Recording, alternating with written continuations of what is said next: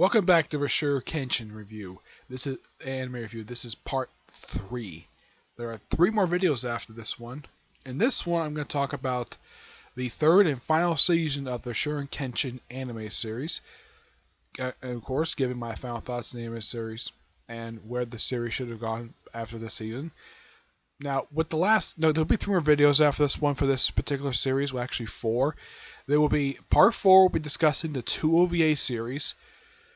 Part 5, we'll talk about the 2 anime films, and Part 6, we'll talk about the 3 live-action films. I will also do a special, which I'm going to start watching that series next, which will be, I will talk about that in the video. But first, before I talk about what happened this particular season, basically very story-wise, I should talk about the fact that the animation changed. Yep, the animation changed. Yes. With episode 70, the original studio that was doing the animation decided to stop doing it and decided to switch. I have no idea why. It just did. Yeah. For the first 69 episodes, it was Studio Gallup. That was the one doing the first 69 episodes. For the final 26 episodes of the series, it's done by Studio Dean. And I'm only familiar with a couple of their works, at least a few of them. This is the same studio that did Run 1.5, which is basically talking about the same creator of Inuyasha. I've never read Run 1.5, and I've never watched the anime. I have currently no plans to do anyways.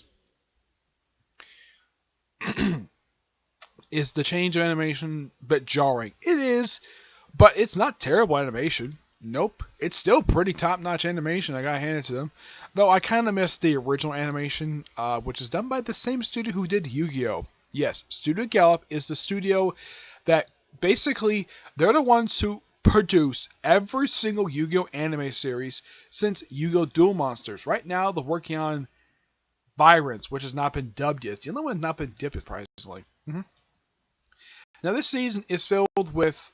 Now, this particular season is not an adaptation of any chapters of the manga. Excuse me. The final arc of the series was actually being written the same time this season was coming out. So, what the animators decided to do? Okay, so instead of basically adapting more chapters from the manga, let's just do an entire season of filler. Yes, that is literally what they decided to do for this final season. To start off with, we have 4 standalone episodes. The first one, Legend of the Fireflies, it's a pretty nice little episode about Kenshin basically a fisherman basically used to be a wanderer like himself, where he wandered for 21 years because he tried to find the ultimate technique, and eventually he found the thief and he killed him very quickly. And also the woman he loved basically died before he could come back and say, "Hi, I'm back."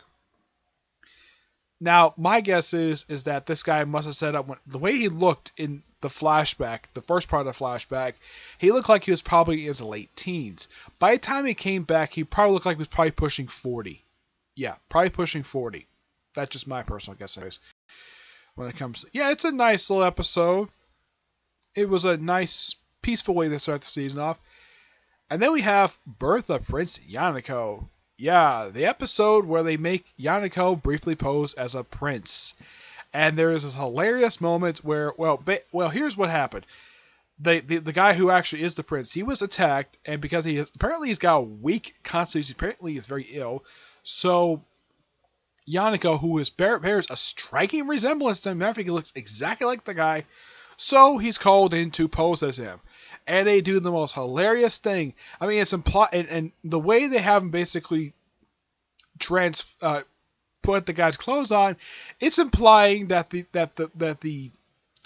advisor looked like he was going to rape Yanako, because he's very creepily removing the guy's clothes, with the exception of his underwear. And the thing ends with basically his pants basically flying into the air. He's like, "No!"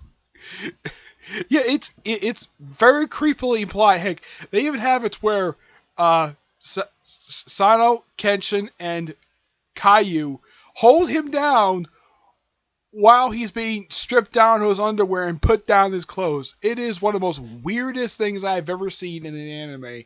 Yeah, implied rape of a little boy. Not fun.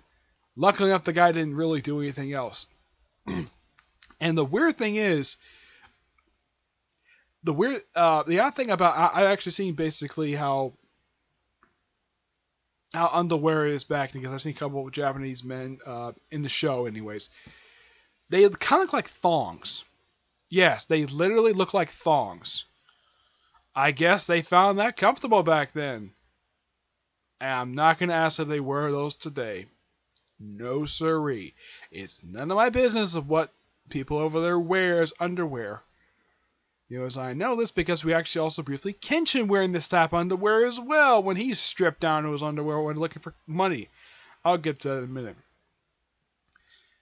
And I would have thought maybe they would have where Kenshin and Sato basically pose as his bodyguards, with Kaio coming as Kenshin's date. Yeah. Of course, the thing was a bit of a fun little episode, bit of action-packed one too. It was neat. The third episode was a comedy. It was the most hilarious episode of the whole series. This episode is a focus on a big bear-like dog who apparently stole a key to a safe that had documents on corrupt politicians. Yeah, and this group of assassins was after just one dog. So this dog basically hung around Sato the whole time. So he brought him to the dojo, and basically, since the female doctor, the smoking hot 22-year-old, what's her name? Megumi. Yeah. So he ate all that stuff, and then he's like, "Oh, you want more? Ask her. She made them." And he's like sniffing up her leg, and then she just bashes both. It's so funny. It's so funny. And then he's like, and this was just so funny. He's like saying something, and then she says something kind of like insulting toward him, and then he says, "Sicker." And he starts sitting back with his leg, and her hair's going like crazy. It's so funny. Eventually, they do catch the goons. Yeah, Sato basically beats the crap out of these guys off screen, mind you, very easily. And this dog is the most hilarious thing I have ever seen. And this dog would eat everything, take people's clothes. Heck, he even buried Kenshin's reverse blazer, even his loincloth. Yeah, his loincloth. Something he was embarrassed to say. "Oh no, he took my sword and I don't want to say." Yeah, he basically took his loincloth. Yeah, apparently this dog had tendency to bury stuff. So they found the key by having the chief of police, who was in the episode, take off his glasses. The dog picks it up, opens the hole, finds the key, and of course they catch the guys red-handed. It is by far, if you ever watch this series, if you ever get to this season, be sure to watch this third episode. Why? Because it is so funny to watch. Yeah. And then we have an episode featuring something about a proposal, which I thought that was weird. Yeah, a wedding proposal. Yep.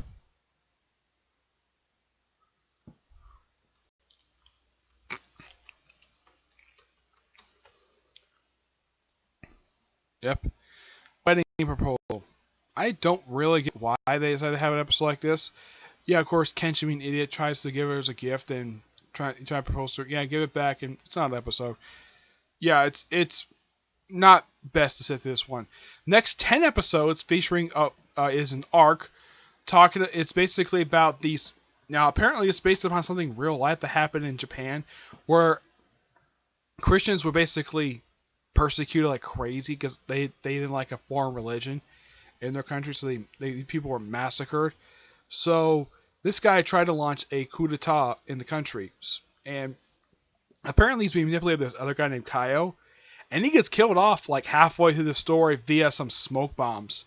Not kidding, he gets bomb thrown into place, and the guy just disappears. The guy who looks like he's the main villain just gets killed off, And of course, Kenshin gets briefly blinded partway through the season, and then he gets his sight back, no problem. And Masao basically is in, I think, for a good much part of time. Uh, Sasano basically, Aishin is in the season. He pops up in this episode. He pops up one episode, get 10 minutes. This, by far, I'm not really sure exactly what the animators are implying. I mean, it's kind of implying that. I mean, I do like the way that they pick Christianity in this 10-parter, where it's very accurate to teachings I grew up with. So I'm fine with it. I just didn't like how the Japanese basically were just so gung-ho on killing Christians. I did not like that at all. I thought that was really dumb. Especially they were just using military, even cannons to try to kill civilians. I'm like, what the heck is the military thinking? So, and even though the guy surrendered in the end, so they decided to not have these people in the country anymore, so they exiled them, and Holland just took them, and the Dutch counselor, who's an old friend of Kenshin's, takes him straight to the country. Yep. And of course, the guy's sister, who was actually sick with tuberculosis. It's not a very common disease anymore, but it was a common disease in the 1900s. But it's not a very common disease nowadays. Yeah. So they go to the country, and that's really it when it comes to this particular arc. Yep. And then we have a two-parter. You have two standalone episodes going back between the two arcs. One where they meet up with a bogus Batosai, and another one basically at a resort. And of course, this is the one where they have strip Kenshin out on the way looking for lost money. And then we have a four-parter dealing with. Yeah, I think it's a four-parter. Let's see. Yeah, I think it's a four-parter where it deals with some stuff happened prior to the thing, and apparently Kenshin knows of the guy, and all stuff to do with science, like one guy going to the moon, fire of a can. Yeah, it's kind of implying this is kind of like somewhat accurate of how people got to the moon in the 1960s. So yeah, it was a pretty good looking arc, kind of a weak arc per se, because it's all about getting hands on this Shogun's money. Yeah, that was the whole thing with this arc. Yep. And then we have, right after that, we have ourselves another arc. Right after that. No standalone episode, just another arc, straight to another arc. An arc that takes up exactly 6 episodes. Yes, 6 episodes. Where it deals with, like, Black Knights, and apparently they're branches of the Freemasons, which, like, that's just a lot. Yeah, they will take over the world. They meet with other ninjas, which I thought was really nice. The fact we had another ninja group aside from the Onawama group. Yeah, which is great. This was a pretty decent arc. I actually finished up just today, and one of the group is named Lens. Well, apparently apparently that was a common German name. So, and here's the thing, it's not exactly spelled like mine is. It's got a T in it, which is basically a common misspelling of my last name. Some people have a tendency to put that in my last name whenever they spell it. It's a common misspelling. I guess they did it on purpose, even though it's not the appropriate way to spell Lens. Yep. That's the little one. My Angel Masao, they put like Ashi. This was a nice little standalone episode. One of 2 they had for us of the series. The other course was serious, and I'll get to in a minute. Then they had a 6-parter dealing with Chi and trying to destroy Japan. This was a fun, action-packed way to end and to have the final arc for the series. Overall, really good. The final episode, just a standalone. It just setting up the fact that Kenshin is gonna get with Caillou. That everybody can tell she had feelings for him, and it's implied that Kenshin may have too. And it was a nice way to end the series. And it was a funny little joke of the restaurant owner whose waitress basically has got a thing for Yanako. Yeah, she says, like, you make a wonderful wife for him one day. And I heard later on they do become an official couple, which I think is nice, the fact that happens.